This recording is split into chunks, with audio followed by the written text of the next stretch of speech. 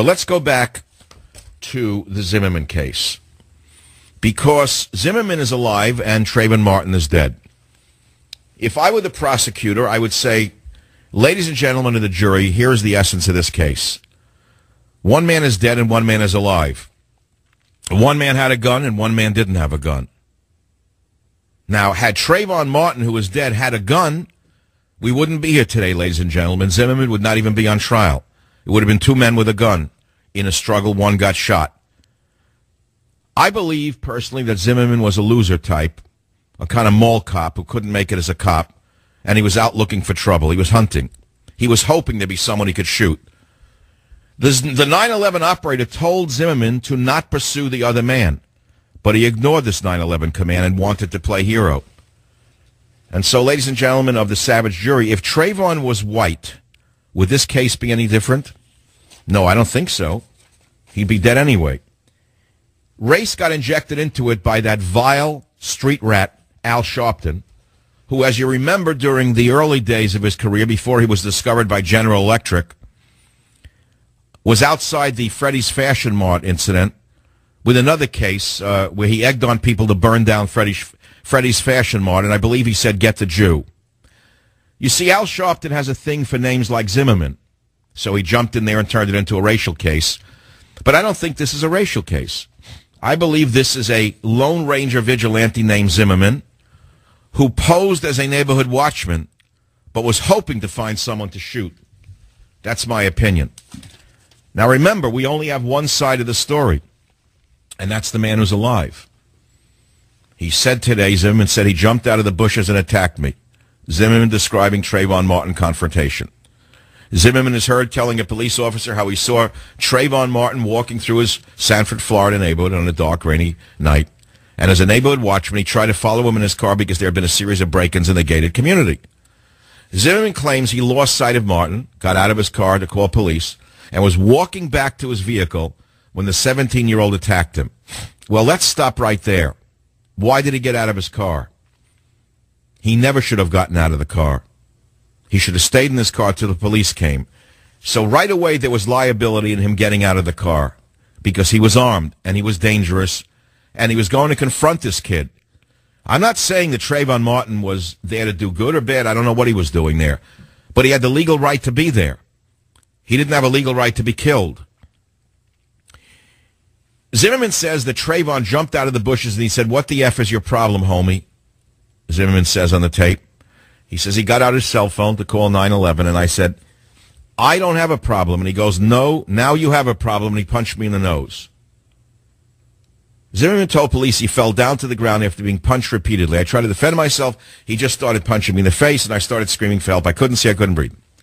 He claims that Trayvon put his hand on my nose and mouth, and he says, "You're going to die tonight." Well, you don't know if that's true. He said the suspect was mounted on top of me and began to bang my head onto the ground. As he banged my head again, I just pulled out my firearm and shot him. He said Martin fell backward, and he's like, "All right, you got me, you got me." Under questioning, well, anyway, the rest of the story you heard. I have a question for the audience. If there was no racial differential between the perpetrator of the shooting and the dead man, would you feel the same way or as protective of Zimmerman? And I'll reverse it. If you're a black person listening to the show, if Trayvon Martin was not black, if he was just a white kid who had a history of break-ins and was walking around in a place where there had been break-ins and a neighborhood watchman shot some white kid, would you give a damn about the kid named Trayvon Martin if his name was John Smith? The answer is no to both of those questions because this is a racially charged case where black people are defending Trayvon and white people are defending Zimmerman.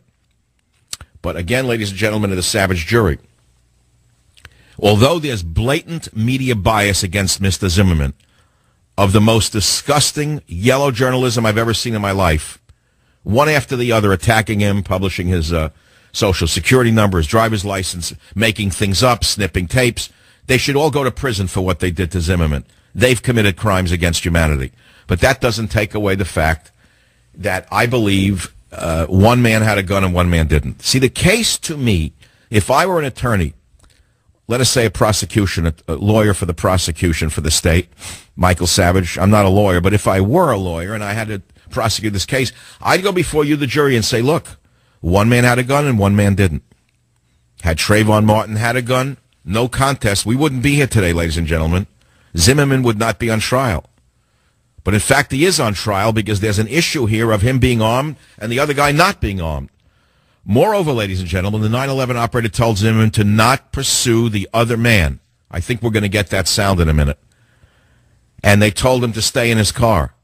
But Zimmerman ignored this order from the 9/11 operator, and he got out of his car to be John Wayne. And when he confronted the other guy, a fight ensued. The other guy was not armed. And in the fight, he was getting his head bashed, and at which point he pulled out a gun. It's a very difficult case for you, ladies and gentlemen of the jury, but I think you're going to have to find that Zimmerman is guilty of unpremeditated murder, certainly not in the second or first degree, but he definitely killed an unarmed man for virtually no reason. That's my opinion. Now, I realize, having said that, my audience will go berserk and ballistic and accuse me of things I'm not guilty of. You have to understand something about me. I am a man who tries to use logic, and I believe in the rule of law, which is why I think Obama should be in prison. And I also believe that so many black people have been given a pass on so many crimes in this country because of the political nature of this sick nation that people are naturally running to the defense of Zimmerman here. But you shouldn't take other cases and apply them to this case. In this case, you have a Lone Ranger type of mall cop who couldn't qualify to be a real cop, walking around like a macho John Wayne with a loaded gun in his pocket, praying to God he could find somebody to shoot so he could go home and be a hero to the neighborhood. And I think you have to find the fact that, unfortunately for him, but more unfortunately for Trayvon Martin and his parents, one man is dead and one man is alive. I'm going to let you think about this. And the phone number to call with your opinion on these issues is 1-855-400-7282. That is 1-855-400-7282. This is Michael Savage. I'll be right back. Join the Savage Nation. Call now, 855-400-SAVAGE.